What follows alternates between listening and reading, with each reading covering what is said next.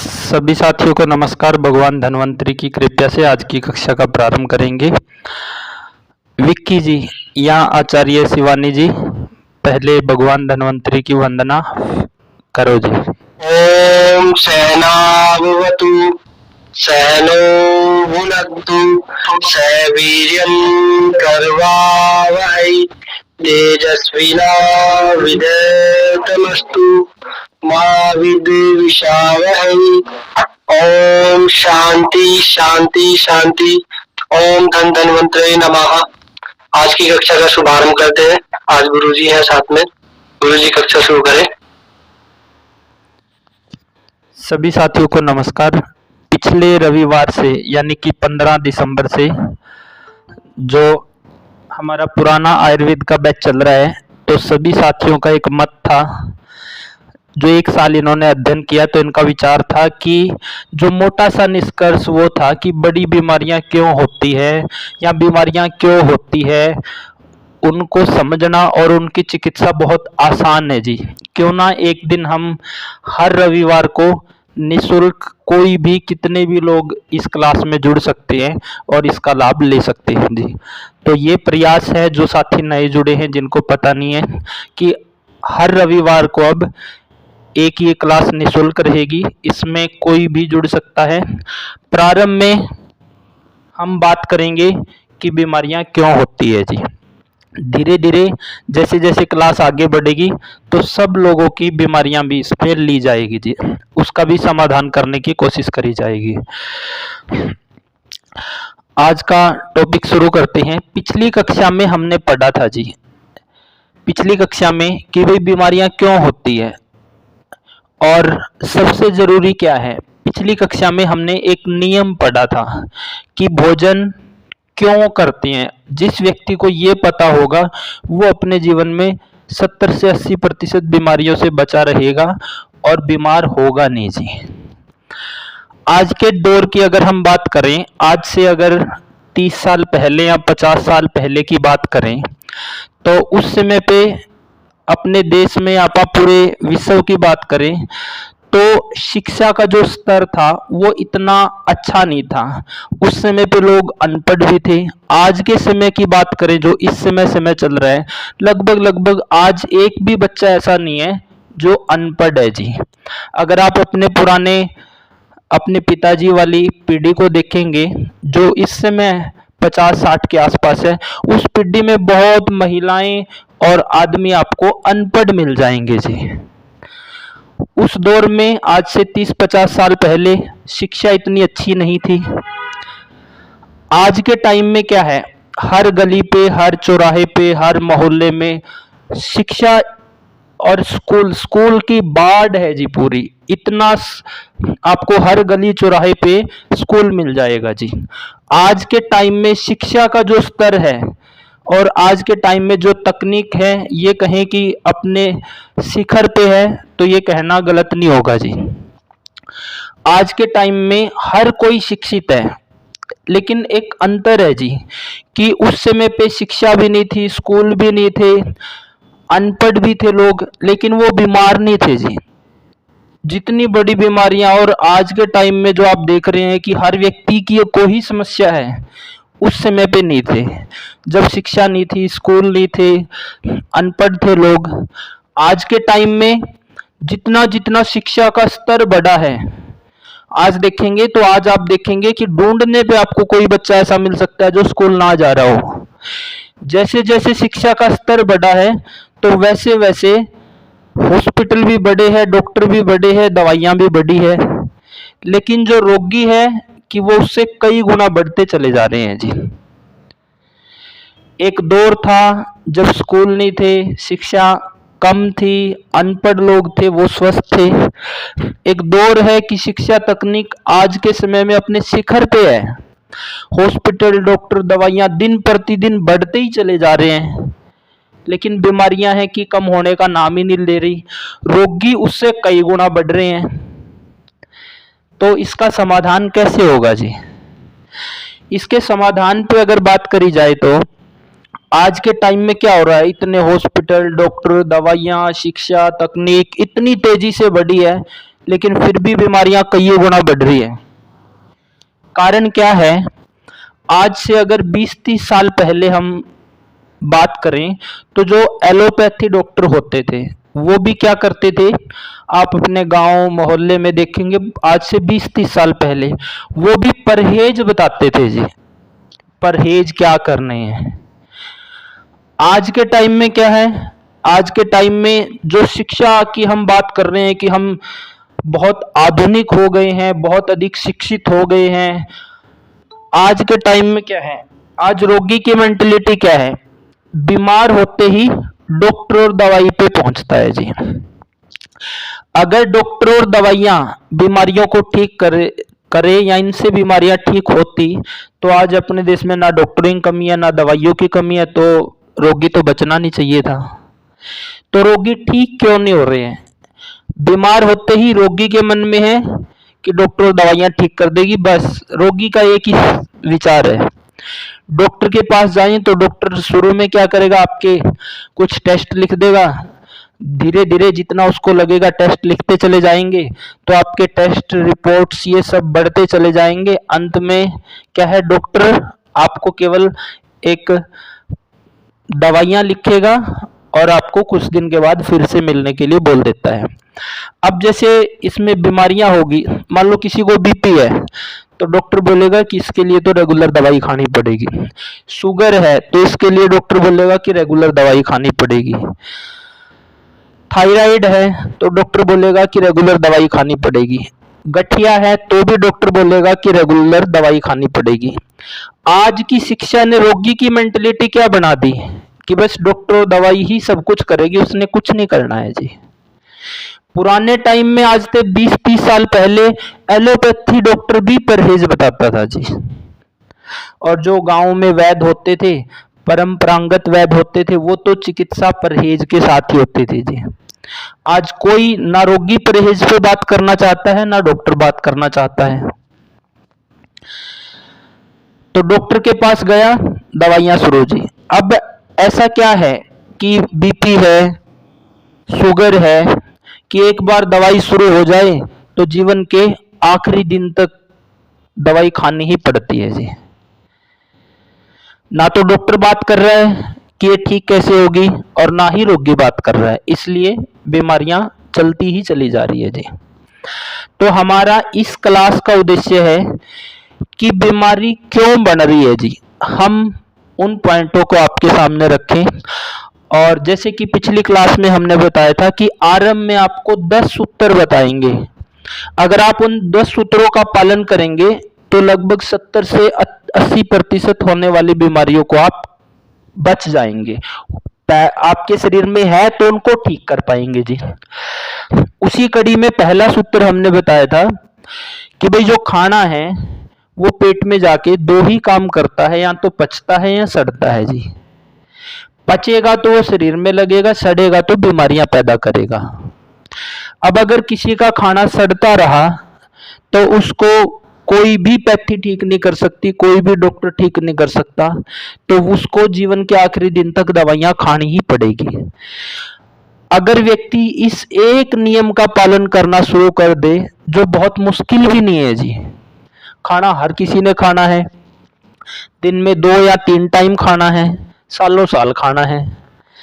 अगर खाना ये सोच के खाना शुरू कर दे कि जब खाएंगे तो वो पचना चाहिए, पचाने के लिए खाना है, तो ये जितनी बड़ी बड़ी बीमारियां हैं जैसे शुगर है, बीपी है, थायराइड है, जिनके लिए डॉक्टर बोलते हैं कि ये तो लाइफस्टाइल डिसऑर्डर है, इसके लिए तो सारी जिंदगी दवाई खानी पड़ेगी। लेकिन क्यों खानी पड़ेगी, ऐसा हुआ क्या है जी बीमारी में, वो सब आपको इस क्लास में जानने को मिलेगा जी। तो हमने क्या करना है, केवल एक छोटा सा नियम कि खाना, अगर इस देश के हर एक व्यक्ति को ये पता चल जाए कि खाना पचाने के लिए खाना है, तो लगभग 70-80% जो बीमारियां होती है उन पे लगाम लग सकती है जी। नहीं तो ये दवाइयां और बीमारियां ऐसे ही चलती रहेगी। तो स्वस्थ रहने के लिए पहला नियम है कि जब भी खाना खाएं वो पचना चाहिए जी। खाना आप खाएंगे सालों साल हर रोज, अगर उसको पचाने के लिए खाना शुरू कर दें तो इतनी बीमारियां, डॉक्टर, टेस्ट, दवाइयां, आखिरी दिन तक की चलने वाली दवाइयां और एक बीमारी से पैदा होने वाली अलग अलग बीमारियां, वो सब बंद हो सकती है जी। क्योंकि जो शरीर है वो खाने से चलता है जी। शरीर की पहली जरूरत भोजन है, दिन में 2 या 3 टाइम, और सालों साल करते आ रहे हैं और सालों साल आगे करेंगे। तो भोजन शरीर की जरूरत है, ना कि दवाइयां। अब अगर भोजन ठीक होगा तो 70 से 80% दवाइयां घट सकती है जी। तो 1 साल जो इन सब साथियों ने पढ़ा तो इनको ऐसा लगा कि जी टोटली निष्कर्ष कि हम लोगों को अगर केवल जागरूक भी कर दें, केवल 10-20 अच्छे नियम बता दें शुरू में, तो बीमारियां 70 से 80% तो वहीं से ठीक हो जाएगी जी। तो ये हमारा प्रयास है जी। तो पिछली कक्षा में हमने पढ़ा कि भाई खाना क्यों करना है, पचाने के लिए करना है, नहीं तो 2 ही काम करता है, पचता है या सड़ता है। अब हमें यह पता होना चाहिए कि कब खाना पचता है, कब सड़ता है। ये कैसे पता चले कि खाना कब सड़ता है और कब पचता है? जैसे अभी हमने पीछे बात करी कि भाई आज से 30-50 साल पहले अनपढ़ लोग थे, इतनी शिक्षा नहीं थी, स्कूल नहीं थे। आज के टाइम में इतनी स्कूल है हर गली मोहल्ले चौराहे पे, इतनी तकनीक है, आज कोई अनपढ़ नहीं है, इतने डॉक्टर है, हॉस्पिटल है, दवाइयाँ हैं, फिर भी रोगी क्यों बढ़ते चले जा रहे हैं जी? क्योंकि रोगी एक ही बात मानता है कि डॉक्टर और दवाइयाँ ठीक करेंगे। तो आज की जो शिक्षा का विचार है लोगों का, आज के टाइम में जो कोई भी मंत्री है, एमएलए है, वो क्या बोलता है कि जी मुझे वोट दो क्योंकि मैं हॉस्पिटल खुलवाऊंगा। लोगों को इतनी समझ नहीं है, एक जो मंत्री है, एमएलए है या कोई भी मिनिस्टर है, जो स्वास्थ्य मंत्री है, उसका काम हॉस्पिटल खुलवाना नहीं है, उसका काम है हॉस्पिटल बंद करवाना। कोई उसको ये बोलने वाला नहीं है कि महाराज आपका काम हॉस्पिटल खुलवाना नहीं है, आपका काम हॉस्पिटल बंद करवाना है। आपका काम है ऐसी व्यवस्था बनाना, ऐसी नीतियां बनाना कि लोग बीमार ही ना पड़े। अगर ऐसी व्यवस्था और नीति हो तो चिकित्सा बहुत कम लोगों की करनी पड़ेगी, नहीं तो आज चिकित्सा चली जा रही है, कोई स्वस्थ नहीं है जी। तो स्वस्थ होने के लिए अपने शरीर को, अपने लाइफस्टाइल को समझना पड़ेगा। जैसे शुगर के लिए डॉक्टर बोल देते हैं लाइफस्टाइल डिजीज है, बात करेंगे कि ये कैसे बनती है, क्या इसमें होता है, कैसे इसको ठीक कर सकते हैं, क्या ये ठीक भी होती है। बीपी को डॉक्टर बोल देते हैं कि ताउमर गोली खानी पड़ेगी, वो क्यों होता है, उसमें हम क्या कर सकते हैं, क्या उसको भी ठीक कर सकते हैं। तो पहला नियम हमारा था कि अगर व्यक्ति खाना पचाने के लिए खाना शुरू कर दे तो 70 से 80% बीमारियां नहीं होगी जी। अब खाना कब पचता है और कब सड़ता है, इस पे बात करते हैं जी। जैसे कि आप सभी जानते हैं कि हमारा जो ये शरीर है ये प्राकृतिक तरीके से बना हुआ है। इसको प्राकृतिक तरीके से भगवान ने या प्रकृति ने डिजाइन किया है। जैसे कि हम सब दिन में काम करते हैं जी और रात को आराम करते हैं। ये क्या है? शरीर का एक प्राकृतिक सिस्टम है। दिन में काम करना, रात को आराम करना। किसी साथी का माइक खुला है, बंद कर लें जी। तो ये शरीर का प्राकृतिक सिस्टम है जी। ऐसे ही शरीर के हर एक ऑर्गन का अपना एक समय है काम करने का। तो खाना कब खाएं? आज के टाइम में इंसान क्या कर रहा है, उसको जिस समय जब जैसा मिल जाए बस अंदर डाल लिया, मतलब खाने को खा नहीं रहा इंसान। जैसे कचरे का डिब्बा है, उसमें कभी भी कुछ भी डाल दो, इसी तरह से आज इंसान खाने के बारे में कर रहा है जी। तो खाने का भी एक समय है जी।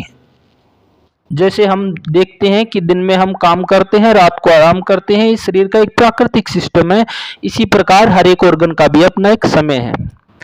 खाना जब हमारे पेट में जाता है तो दो ही काम होते हैं, या पचता है या सड़ता है, तीसरा कोई काम नहीं होता। पचेगा तो शरीर में लगेगा, सड़ेगा तो बीमारियां पैदा होगी, और उसको कोई डॉक्टर दवाई पैथी उसको ठीक नहीं कर सकते जी।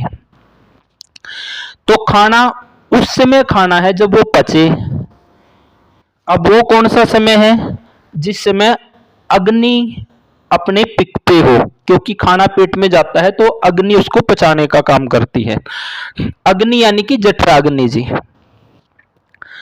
अब जो लोग 2 टाइम दिन में भोजन करते हैं, कुछ लोग दिन में 3 बार भोजन करते हैं।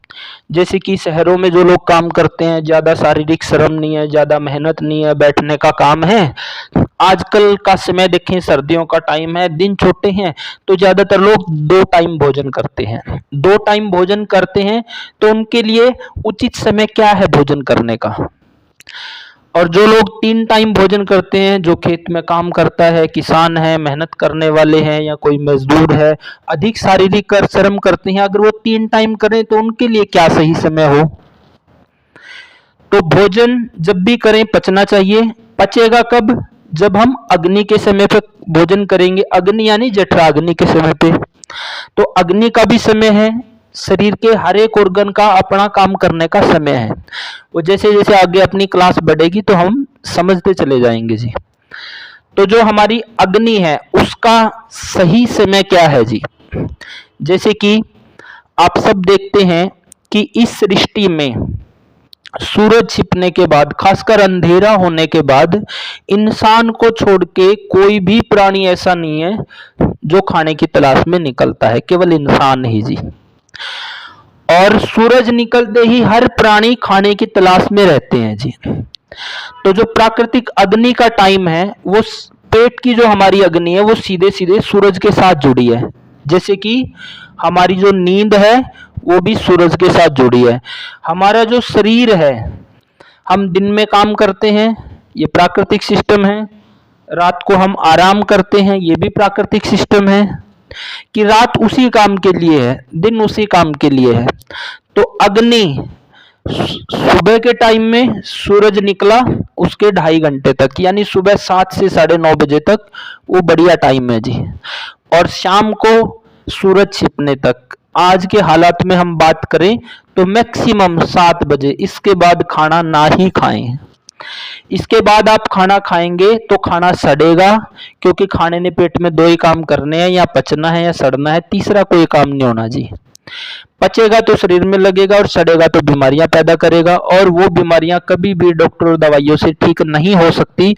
क्यों? क्योंकि खाना आपने दिन में 2 या 3 बार खाना है, सालों साल खाना है, वो सड़ता रहा, उधर से दवाइयां चलती रहेगी, इधर से खाना सड़ता रहेगा। यही काम होता है लोगों के साथ। अगर किसी को एक बार बीपी हो गया तो ताउम्र दवाई खाता है, शुगर हो गई तो जिंदगी भर दवाई खाता है, थायराइड हो गया, या और जितनी भी बीमारियां हैं। अगर इस एक नियम को हम समझ लें और इसका अच्छे से पालन करना शुरू कर दें कि खाना जब भी खाएं पचाने के लिए खाएं।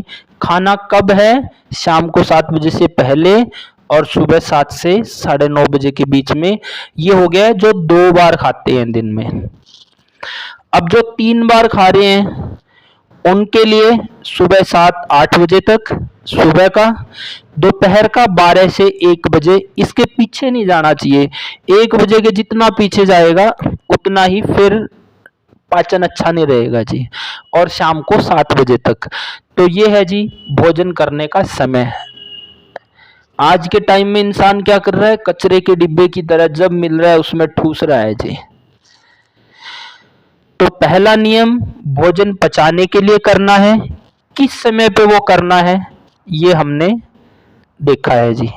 तो यहाँ पे किसी का कोई सवाल हो तो रख सकते हैं जी।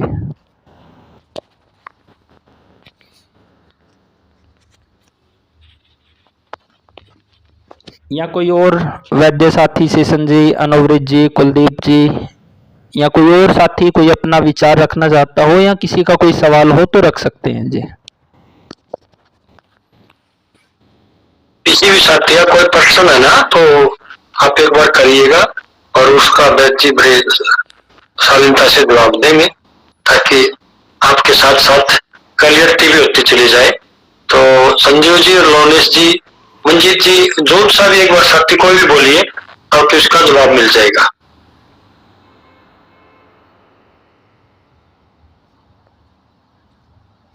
आप लोगों ने हैंड रेज कर रखा मंजीत जी? सर संजीव बोल रहा हूँ सर। कैसा मैं दिल्ली सर्विस करता हूँ जी। जी जी। हेलो। हाँ, मेरी छुट्टी 5:30 बजे 6 बजे होती है जी। मुझे घर आने में नियर बाई 1.5 घंटा लगता है, मुरादनगर आने में दिल्ली से। तो जो सुवीर जी ने टाइम बताया 7 बजे, वो मेरे लिए सूटेबल नहीं हो रहा है। 8 बजे तक मैं खाना वैसे खा लेता हूँ।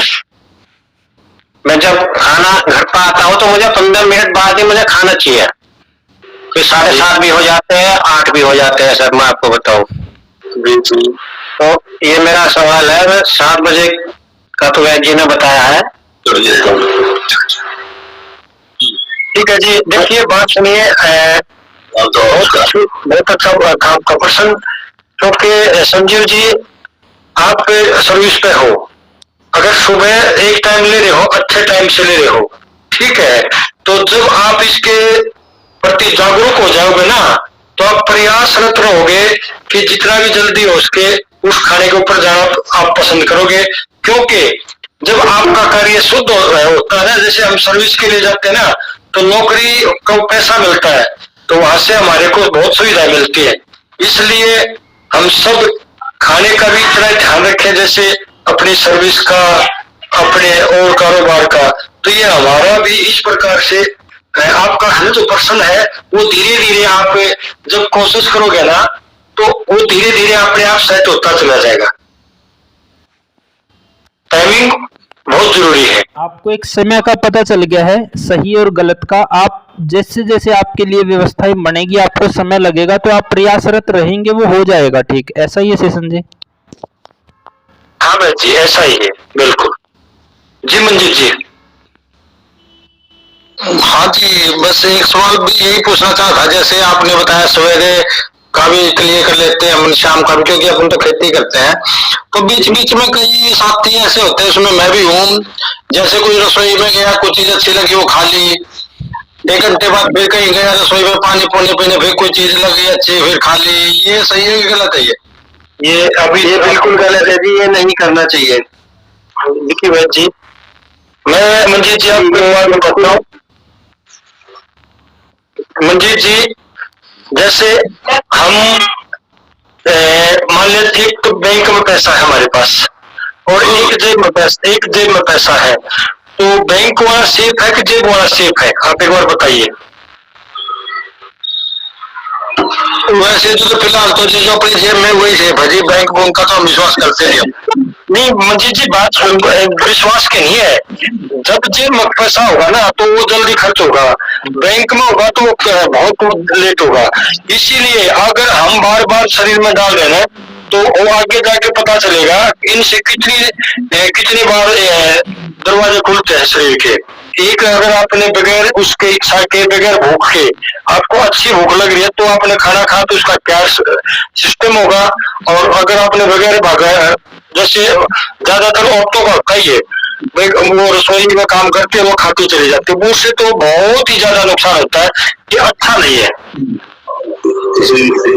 ऐसा है मंजीत जी, दिन में जो व्यक्ति कम मेहनत कर रहा है, जैसे हमने बात करी थी कि जो शहरों में है या चेयर पे बैठने का काम है, अधिक मेहनत नहीं है, वो 2 टाइम ही करे जी। जो अधिक मेहनत कर रहा है वो 3 टाइम कर ले, उससे भी अधिक कर रहा है तो खिंच के 4 टाइम। वैसे तो 3 टाइम शास्त्र बोलता है, और 3 टाइम काफी भी है, मतलब कितनी भी मेहनत कर रहे हैं। लेकिन देखो क्या है, बाकी साथी माइक बंद रखे जी। नरेश जी, आप माइक बार बार खोल रहे हैं। देखो क्या है, हमारा जो पेट में एसिड बनता है मंजीत जी, जो पचाने का काम करता है, वो एक लिमिट में बनता है। मान लो शरीर में 1.5 लीटर एसिड बनता है जी। अगर हम दिन में एक बार खा रहे हैं तो एसिड की मात्रा है 1.5 लीटर, वो टुकड़े टुकड़े को पचा देगा। अगर आप 2 बार खा रहे हैं तो मात्रा है पौना पौना लीटर, वो भी पचा देगी। अगर आप 3 बार तक भी खा रहे हैं तो मात्रा इतनी है वो पचा देगा। लेकिन आगे जितना आप बार बार मुंह में डालते रहेंगे तो वो बंटता चला जाएगा और धीरे धीरे एक दिन पाचन अग्नि बिगड़ जाएगी जी। तो 3 बार से ज्यादा तो वही खाए जो बहुत ही अधिक जी तोड़ मेहनत कर रहा हो। और ये तो सबसे गलत आदत है कि कभी भी कुछ में मुंह में डाल लिया जी, कभी भी कुछ भी। मंजीत जी। ठीक है, अच्छे से समझाने के लिए धन्यवाद जी आपका, बहुत बढ़िया जी। और किसी साथी का कोई सवाल जी? हाँ, जो है अगला सवाल ले सेशन जी। जी नरेश जी बोलिए, नरेश जी बोल रहे थे जी। जय श्री राम जी। जय श्री राम जी। ये फल फ्रूट किस टाइम खाना चाहिए? फल फ्रूट जी, हाँ जी, ज्यादातर दोपहर में खाना चाहिए। ठीक जी। अगर आप जैसे कि शहर में रह रहे हैं, मेहनत अधिक नहीं है, तो आप सुबह शाम भोजन कर ले, दोपहर को फ्रूट खा लें। वो आपका काम पे डिपेंड करता है कि आप कितनी बार दिन में खा रहे हैं। 3 बार दिन में खा रहे हैं, 2 बार भोजन, 1 टाइम फ्रूट खा ले जी। ठीक है जी, ठीक। मतलब मेन क्या है जी, जब भी खाएं प्रॉपर अग्नि के अनुसार, जितनी भूख है उतना खाएं और पूरा खा के ही उठें। ये नहीं कि फिर बार बार खाएं। और पहला जब पच चुका हो तभी अगला खाए। एक खाने में कम से कम 3 घंटे का गैप जरूर रखें। तो अब आप मेहनत अगर शहर में है, कुर्सी पे बैठने का काम है, तो सुबह शाम प्रॉपर भोजन ले, दोपहर को फ्रूट ले ले जी। तो इस प्रकार कर सकते हैं जी। ठीक है, सवाल ले। जय श्री राम।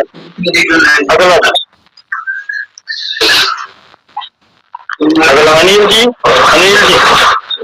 अनिल जी आईडी जी। प्रणाम गुरु जी। प्रणाम गुरु जी।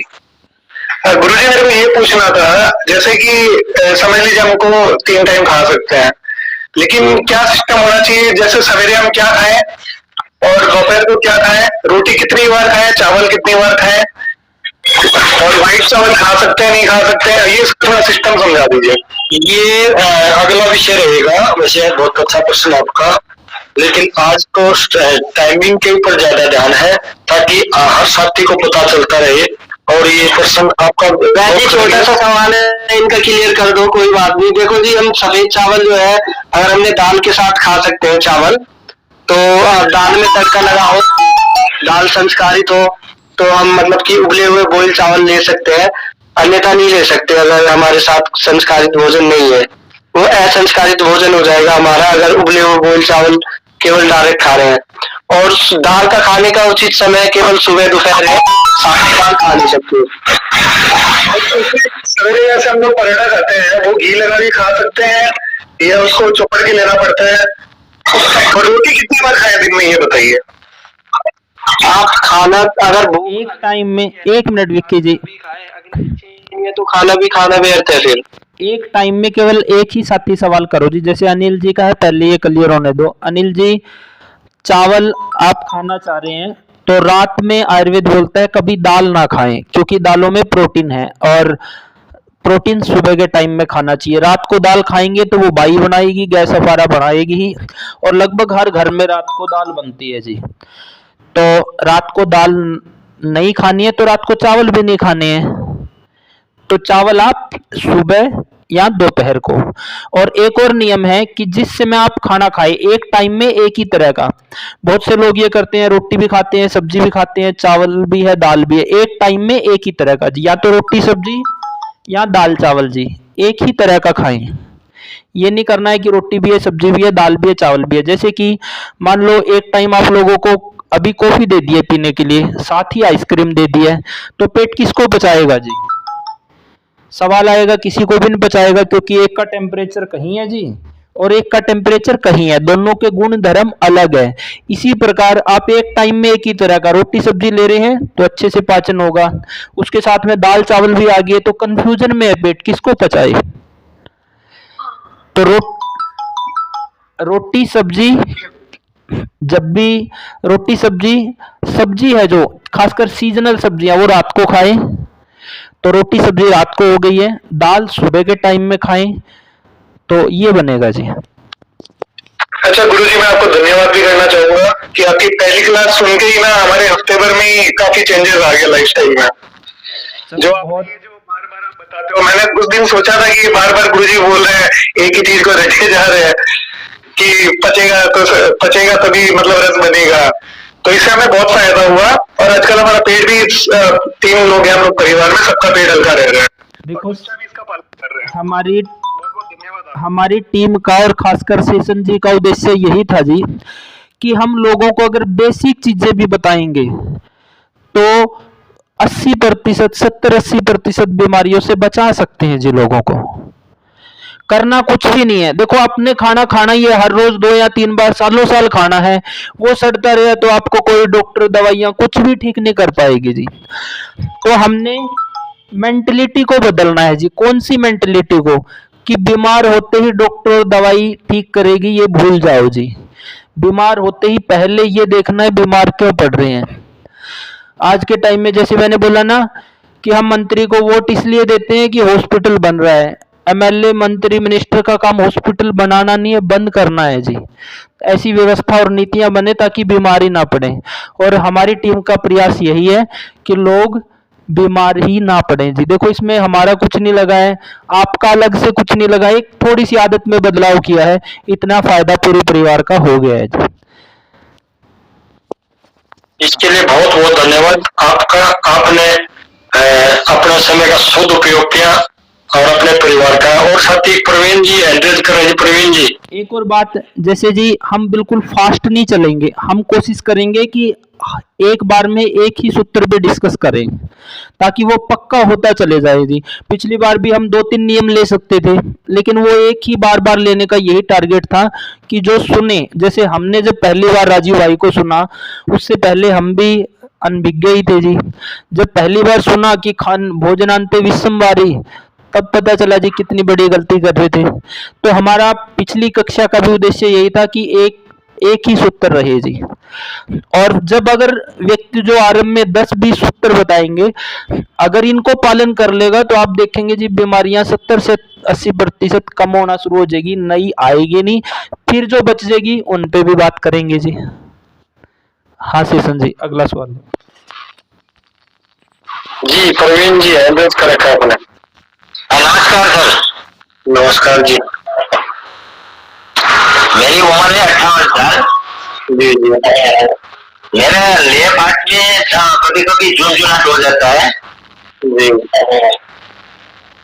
तो इसके लिए क्या करूं मैं? अभी कुछ नहीं करना, जो आप बता रहे हैं जी आप सुनिए। जो पिछली क्लास में आप थे कि नहीं, लेकिन आज क्लास में है, तो आप अपने आप को फॉलो करिए जो वैद्य जी बता रहे हैं खाने के ऊपर। उसके बाद में आपको धीरे धीरे ये समस्याएं सारी खत्म हो जाएंगी। पहले 10-20 उत्तर हम अपने बताएंगे जी और फिर बीमारियां लेंगे। क्या आप पिछली कक्षा में थे क्या प्रवीण जी? हाँ जी। पिछली कक्षा में थे क्या आप? हाँ जी। तो क्या आप पहला नियम का पालन करते हैं जो पिछली बार बताया था? क्या था पिछली बार जो नियम बताया था? पिछली बार भूख लगे तभी खाने का। जी। भूख तो रात को लग जाएगी 12 बजे, तो रात को 12 बजे खा लोगे? नहीं नहीं, 12 बजे नहीं खाता हूँ मैं, तो ज्यादातर के 8 बजे खा लेता हूँ शाम को। और दोपहर में 12:30 बजे से 1 बजे के बीच में खा लेता हूँ।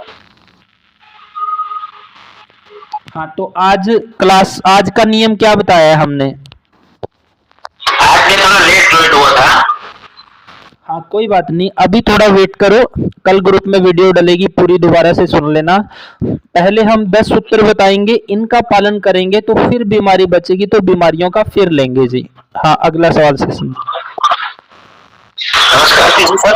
हाँ नमस्कार जी। और किसी साथी का सवाल है कि भैया आगे पढ़ाए? वैद्य जी अगर बोलिए, कोई साथी अगर सवाल है किसी भाई का, कोई एड्रेस का रखा है तो। संजीव जी का संजीव जी का तो वैसे तो मैं रहता है जी। संजीव जी का तो वैसे तो मैं रहता है। हाँ जी। आत्म प्रकाश जी बोलिए, आपका एड्रेस है।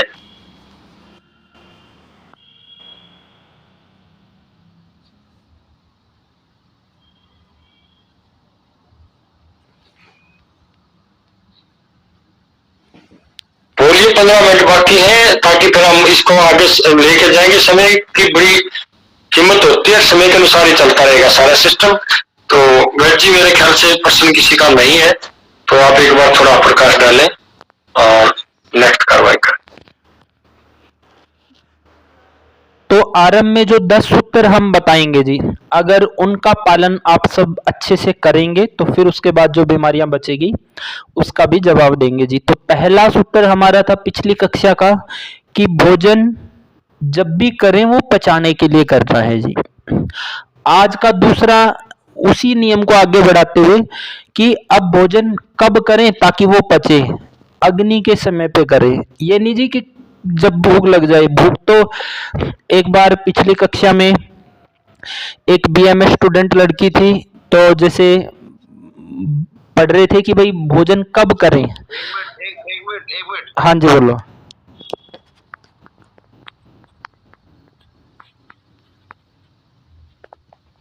बोलिए साहब, कौन?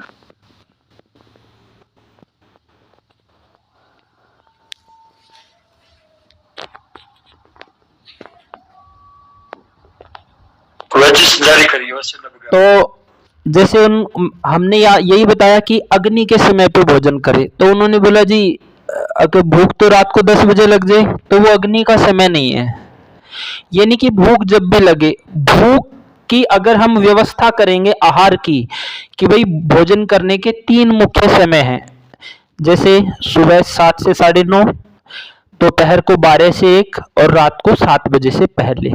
तो इन समय पे जब हम अपना समय निर्धारित करेंगे तो अग्नि उसी के अनुसार आपकी व्यवस्थित हो जाएगी, उसी समय पे भूख लगना शुरू हो जाएगी जी। तो जैसे कि हमने देखा कि भोजन जब हमारे पेट में जाता है जी, तो वहां पे 2 ही काम होते हैं, या पचना या सड़ना। जब वो पचता है तो उसमें रस बनता है जी शरीर में जाके। जैसे कि आप मौसमी को मिक्सी में डाल देंगे तो उससे जूस निकलता है, ऐसे ही जब भोजन पचता है तो उससे शरीर में रस बनता है जी। फिर रस से शरीर में आगे खून बनता है जी, फिर आगे मांस बनता है, फिर मेद, फिर अस्थि, मज्जा, शुक्र, ये क्या होते हैं ये भी बताएंगे। अब मान लो किसी व्यक्ति का भोजन पच नहीं रहा है जी, तो क्या फिर रस बनेगा? तो क्या होगा जी? तो डिपेंड करेगा भोजन कितना पचा है, आधा पचा है, पौना पचा है, या पूरा पचा है, या बिल्कुल ही नहीं पचा, कितना पचा है जी। मान लो एक व्यक्ति को पूरा भोजन पच गया है तो रस बन गया, एक का पूरा ही नहीं पचा तो क्या बना जी? अध पचा भोजन है जी, वो कच्चा रस जिसको हम बोल लेंगे। उस व्यक्ति में आगे खून कैसा होगा? खून भी वैसा ही होगा जी, वो पक्का खून नहीं होगा जी, उसमें भी कचरा है। और ये कचरा जब बढ़ता चला जाएगा, एक दिन इसको नाम दे दिया जाएगा ब्लड शुगर जी। अब ब्लड शुगर क्या है जी? मुख्य रूप से आयुर्वेद 2 प्रकार से शुगर मानता है, एक ब्लड के अंदर और एक पेशाब के अंदर शुगर आना जी। तो जो ब्लड के अंदर शुगर है वो इस प्रकार बनेगी जैसे हमने अभी चर्चा करी है, और वो जो शुगर है वो बहुत जल्दी से ठीक होने वाली है जी।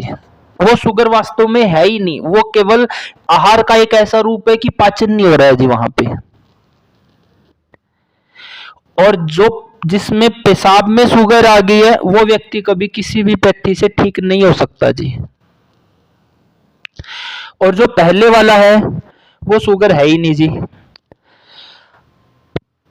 अब एक व्यक्ति तो आप देखते होंगे कि 20 साल से शुगर की दवाई खा रहा है जी, और एक व्यक्ति कभी कभी आप देखते होंगे 3-4 साल नहीं पकड़ता शुगर के बाद। तो ऐसा क्यों है जी? ऐसा इसलिए है कि जो पहला केस हमने बात करी है, जो दूसरा केस हमने बात करी, वो तो बुरी तरह से बिगड़ा हुआ केस है जी। देखो लोग ये सोचते हैं कि आयुर्वेद में क्या है, सब बीमारियां ठीक होती है जी, जो बीमारी कहीं भी ठीक ना हो वो आयुर्वेद में ले आओ ठीक हो जाएगी। ऐसा नहीं होता जी।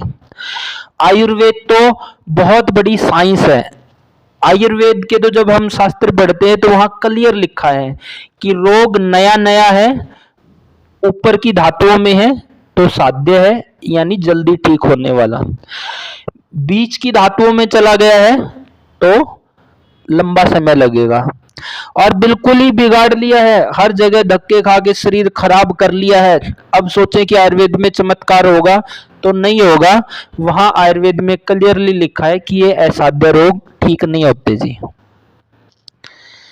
अब जो पहला रूप हमने देखा शुगर का, उसमें तो एक व्यक्ति 20 साल से दवाई खा रहा है जी। तो देखो कितना कमाल है कि 20 साल से दवाई खा रहा है, ना तो दवाई शुगर ठीक कर पाई और ना ही उस शुगर ने व्यक्ति का कुछ बड़ा खराब किया है जी। तो 20 साल क्यों निकल गए? क्योंकि वो बिना जरूरत के ही दवाई खा रहा है जी। तो जो ब्लड में शुगर है ये क्या है जी, और ये कितनी कमाल की है। अगर इसका लेवल 120 तक हो तो ये ठीक है, इससे ऊपर बड़ी चली जाए तो ये खतरनाक हो जाए। ऐसा क्या है जी इसमें कि 120 तक तो लेवल है, सब ओके है जी, और ये 130 पे चली जाए तो चिंता होनी शुरू हो जाती है। वो 120 पे चिंता नहीं दे रही तो 130 पे क्यों चिंता देगी जी? समझने की बात है, थोड़ा सा कॉमन सेंस लगाना है जी कि 120 तक तो वो ओके, 130 पे क्यों खराबी करेगी वो 130, 40, 50, 200 तक कोई खराबी नहीं करती है जी। और शुगर है क्या जी? जो 120 तक को सब ठीक बता रहे हैं जितने भी साइंटिस्ट है, वो है क्या शुगर? शुगर क्या है? एक मधुर रस है जी, मीठा रस। वो क्या करता है शरीर में? वो ताकत देने का काम करता है। हम जब पैदा हुए सबसे पहले क्या मिला? माँ का दूध। क्या है वो? मीठा है कि कड़वा है जी? मीठा है। तो मधुर रस क्या करता है? शरीर को ताकत देने का काम करता है, धातुओं को अच्छा बनाता है, बलवान बनाता है, इम्यूनिटी देता है। जब वो 120 तक है उसका लेवल, तब तक तो वो सारे अच्छे काम करता है। लेकिन जब वो 130-40 पे जाएगा तो वो कोई खराबी नहीं करता जी। वो 200 तक भी कोई खराबी नहीं करता। हाँ, अति हर चीज की बुरी है। आयुर्वेद में 6 रस बताए गए हैं, मधुर, अम्ल, लवण, कटु, तिक्त, कसाय। इनको आगे चर्चा करेंगे। अगर हम खाते ही एक चले जाएंगे तो कुछ ना कुछ बिगाड़ आएगा, लेकिन वो बिगाड़ इतना खतरनाक भी नहीं है कि उसके लिए हमें 20-20 साल दवाई खानी पड़े। और जब वो आया तो कहाँ पे है? वो बनी क्यों जी? हमने क्या पढ़ा कि भोजन पचा तो क्या होगा? रस बनेगा जी। और वो आधा पचा तो आधा कच्चा रहेगा, आधा पचा रस, तो वो जो आधा ठीक बना उसको भी खराब कर देगा। तो आधा अगर पूरा नहीं पचा, फिर वो कितना ही हिस्सा पचाओ भोजन का, 1/4 पचाओ या आधा पचाओ या पूरा पचाओ या पौना पचाओ, वो खराब ही है जी। तो भोजन पचा तो रस बना, अगर वो नहीं पचा तो वो अध पचा रस है जी। ऐसे ही अध पचा ब्लड है वो, उसमें भी कचरा है, आम है, वही एक शुगर का रूप है। अब क्या बोलेंगे? सुबह उठते ही 5 किलोमीटर की सैर लगाओ। क्यों? शरीर जल्दी बुढ़ा बनाना है। क्या वो 5 किलोमीटर की सैर लगाने से शुगर ठीक हो जाएगा क्या? या बोलेंगे दूध पीना है तो मलाई उतार के पीनी है। अब किसी को ये पता ही नहीं है कि शुगर है क्या, किसको शुगर बोल रहे हैं। हमारे वैद्यों के पास जितने भी शुगर के रोगी आते हैं, खासकर ब्लड शुगर के, वो बहुत जल्दी ठीक हो जाते हैं जी। क्योंकि वो शुगर है ही नहीं, वो बीमारी की अवस्था है ही नहीं।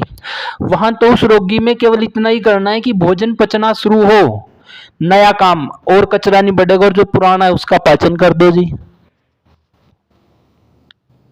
इतना ही तो है। अगर हम आहार को ठीक कर पाए तो वो शुगर साल के अंदर, 6 महीने के अंदर ठीक हो जाती है। अगर हम आहार को महत्व ही नहीं दे रहे हैं, अगर हम आहार को महत्व ही नहीं दे रहे हैं, फिर तो चाहे 20 साल आप भी दवाई खाते रहो, और जो 20 साल वो सुबह 5 किलोमीटर भगाएंगे, सारा मीठा रस बंद कर देंगे, और जो वो दवाइयां खिलाएंगे, वो शरीर में बुढ़ापा ही लेके आएंगे। उससे आगे क्या होगा? जो मधुर रस हम बचपन से खा रहे थे, पैदा होने से लेके, जो शरीर को ताकत बना रहा था, वो ताकत आनी बंद और बुढ़ापे की तरफ शरीर जाना शुरू। फिर शुगर वाले को तो बोलते हैं किडनी सबसे पहले पकड़ी जाती है, पकड़ी ही जाएगी जी वो किडनी। माइक बंद करें आत्माराम जी। ठीक है, तो इस क्लास में हम जानेंगे कि जी शरीर बन कैसे रहा है, चल कैसे रहा है, और भोजन पचाने के लिए करना है, अग्नि के समय पे करना है। अगर हम इतना कर पा रहे हैं तो 70 से 80% बीमारियां आएगी नहीं, जो आ गई है वो ठीक होना शुरू हो जाएगी, और फिर जो बच जाएगी उनके बारे में भी बताएंगे जी। तो ये बीमारियां जैसे कि शुगर, ये लाइलाज नहीं है जी, और ऐसा नहीं है कि माता पिता को होगी बच्चों को भी होगी, नहीं होगी जी। अगर बच्चों को होनी है तो वो जन्म पैदा होते ही हो निकल के आया, जब ही हुई मिली उसमें, या तुरंत ही हो जाती। अगर किसी को कोई बीमारी जीवन के 10 साल के बाद या 20 साल के बाद हो रही है तो भूल जाओ, कभी भी माता पिता से नहीं आई है जी, वो व्यक्ति की अपनी गलतियों से आई है।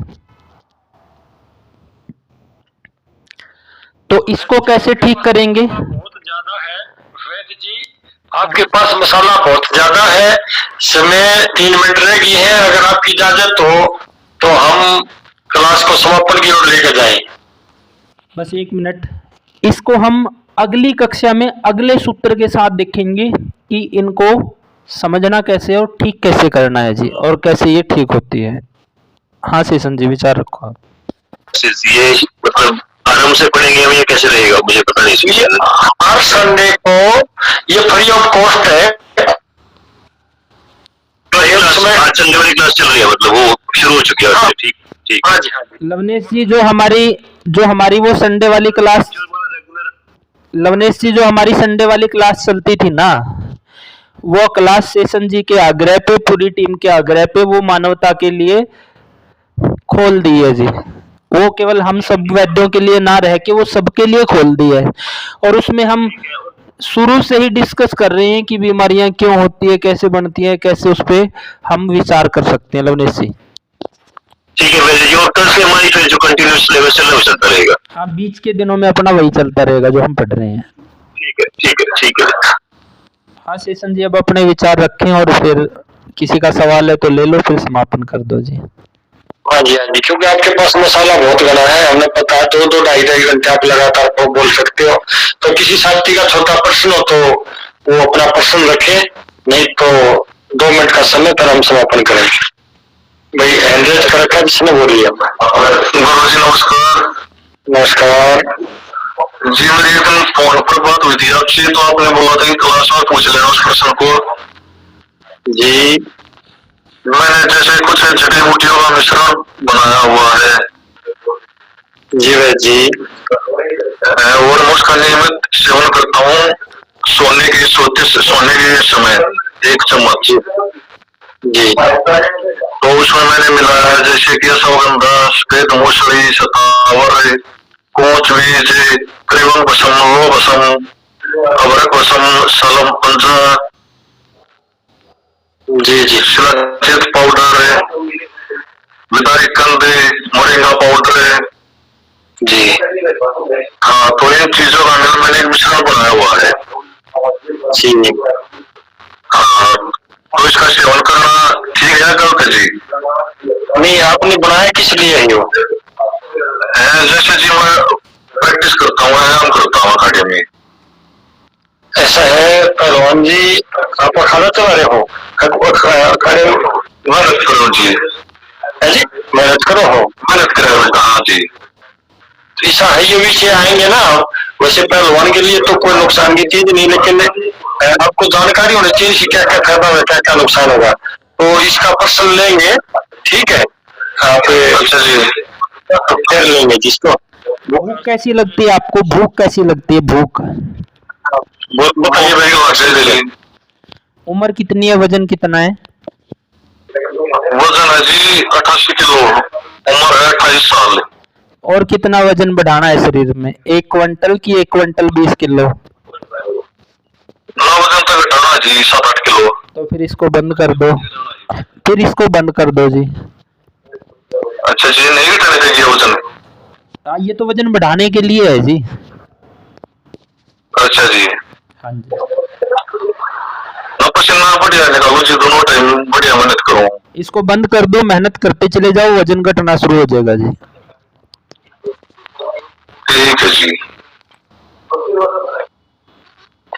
और किसी साथी का कोई प्रश्न हो छोटा लेंगे? बोलिए तम प्रकाश शर्मा जी। सर जी जी महेंद्र जी। गुरु जी ये टाइम कम नहीं रह जाएगा 1 घंटा तो जी? देखिए आप इसका बिल्कुल बारीकी से लेंगे तो बड़ा मजा भी आएगा। ठीक है ना, थिएटर है ना, फिल्म चलती है ना जो, वो 3 घंटे की बना रखी है, तो 3 घंटे में ही वो अच्छी फिल्म होगी तो 3 घंटे का भी पता नहीं चलता, और अच्छी फिल्म होगी तो उसको 3 घंटे के बीच में छोड़ जाना समझेंगे। तो हम सभी साथी जब ये नए अनुयायी आए हैं जो ये अपना समय बढ़ाएंगे तब बढ़ाएंगे, नहीं तो 1 घंटा ही रखेंगे। हाँ जी, इनका इंटरेस्ट बढ़ेगा जी। फिर वही बात है, सबके क्वेश्चन नहीं ले जाते, थोड़ा सा टाइम मतलब पूरा रहता है जी। 10-20 मिनट और साथियों से आग्रह कर लो भी, 10-15 मिनट और जोड़ो। हाँ, अगर बाकी साथी बोल रहे हैं तो बढ़ा लेंगे 10-20 मिनट, बाकी साथी बोल लेंगे तो। हाँ सेशन जी, वही तो बात कह रहा था जी हिमेश जी, अगर ये साथी परमिशन देंगे तो वैदिकन से अलग, तो और फिर ज्यादा लंबा हो जाएगा। कई बार हमारे को तो 1 साल हो गया, हमारे को तो भूख है, लेकिन इनके ऊपर सरसे जाएगा, एक बताते चले जाएंगे तो लाइफ का पता नहीं कितनी लंबी है। तो मेरे ख्याल से तो ये ठीक रहेगा। अगर मैं जी आप उचित समझो तो किसी साथी का प्रश्न हो तो प्रश्न करिए, नहीं तो समापन करते जी। और बाकी किसी साथी का अगर अब प्रश्न नहीं आ रहा है या बाद में प्रश्न आ रहा है, मंजीत जी का सुझाव आए है कि समय को बढ़ा सकते हैं, लिख दो मंजीत जी कितना और बढ़ाएं, कितना और मतलब उचित लगता है आप लोगों को। बाकी साथी भी अपनी राय दे सकते हैं जी। और आपका और किसी विषय पे आप पूछना चाह रहे हैं या अभी कोई प्रश्न नहीं है तो ये वीडियो कल ग्रुप में डलेगी, तो वीडियो में भी कमेंट डाल सकते हैं जी आप। ये वीडियो कैसी लग रही है, जैसे प्रवीण जी ने अपना अनुभव दिया, तो आप भी वीडियो को भी ज्यादा से ज्यादा शेयर करो जो क्लास नहीं अटेंड कर सके, और ज्यादा से ज्यादा लोगों को क्लास में लाने की कोशिश करो। समय जितना आप बोलेंगे उतना बढ़ा देंगे जी। हाँ सेशन जी। हाँ भाई जी, यही है 20 मिनट का टाइम दिया मुझे ध्यान। चलो बहुत अच्छी बात है, आपका स्वागत है इसके लिए। तो हम चाहेंगे कि भाई आगे से और ध्यान देंगे, और हर संडे को इसी प्रकार मीटिंग रहेगी, अपनी जो मीटिंग रहेगी, और ज्यादा से ज्यादा जितने साथी को आप पर्सनल फोन करके एक बार लेके आए। जैसे अनिल जी ने 1 हफ्ते के अंदर रिजल्ट बताया, हम चाहेंगे कि हर आदमी अपना सुझाव देगा। 1 महीने में, 1.5 महीने में, 2 महीने में बीमारियां आएंगी नहीं। हेलो सर जी बोलिए। हेलो। हाँ जी सर, कोई बात नहीं, जो बात होगी कोई बात नहीं, अगले इतवार को मैं बात करूंगा आपसे, ठीक है? ठीक है जी, ठीक है। तो वैद्य जी मेरे ख्याल से अनुवृत जी, कुलदीप जी, कोई और वैद्यगण कोई अपना विचार या कोई रखना चाह रहा हो तो रख सकते हैं जी आप, अनुवृत जी या कुलदीप जी।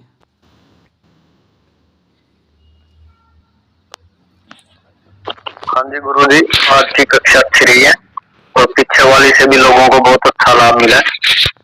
और अगर सेशन जी की भी बात ठीक है कि अगर बहुत से साथियों को ये लंबी लगती है वीडियो, बोलते हैं कि ज्यादा लंबा हो जाता है, अगर ये जो अपने साथी जुड़े हैं उनको अच्छे ज्ञान प्राप्ति के लिए अगर वो थोड़ा सहयोग दे सके तो इसको थोड़ा लंबा कर सकते हैं।